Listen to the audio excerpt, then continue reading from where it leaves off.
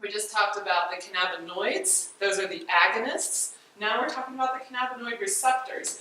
And this is an area that they're still discovering a lot about. But in general, we have two main types of cannabinoid receptors, CB1 and CB2. Pretty simple, but they have discovered other types of receptors, and they're starting to name them and figure out their different functions. But these are the main ones, and the CB1s are mostly found in the brain, affecting neurological physiology. The CB2 are mostly found in the gut and affecting immunological processes in our body.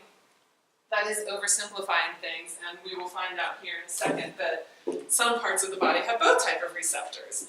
And if you can see, and we even have down here an area that talks about receptors that don't fall into either of these categories have been found in the blood vessels and epithelial cells. And that's showing from bones, I always say from bones to breast milk, from the stomach and the liver and the eyes. And you know, I like this guy because he has the yoga chakras in here, but in Chinese medicine and in yoga and Ayurvedic medicine, we talk about the different major centers of the body, and the endocannabinoid system is found in all of them. Move on. So I've been talking about the receptors and the agonists, right? In this little diagram, the receptors are analogized with locks, and the agonists, the cannabinoids, are the keys. These are popular cannabinoids in the cannabis plant.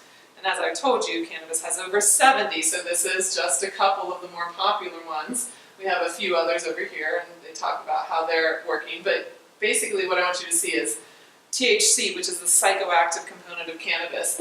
It has a very specific relationship with CB1 receptors. Guess where CB1 receptors are? Remember, in the brain.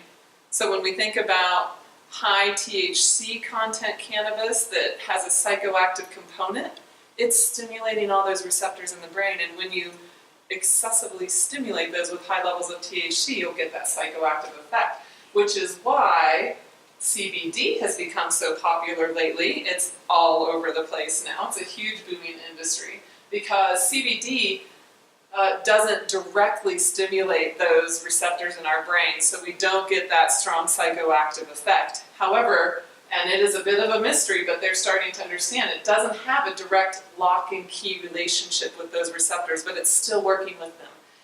And it's a lot of fun studies are coming out, but it is a little bit more of a complicated relationship. There are other receptors that go right into, and in here I've talked about CB1 and CB2.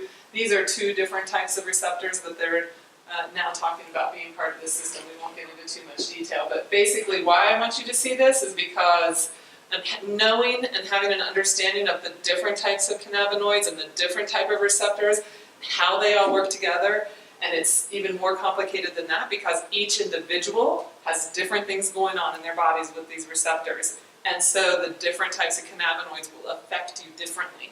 This is really important to understand, and before we get hyper-focused on cannabis or hyper-focused on pharmaceuticalizing something to treat a disease, we really have an opportunity right now to understand how individualized medicine needs to be to really work with the endocannabinoid system in each individual to bring it into balance so each individual's bodies can fight the diseases that they have.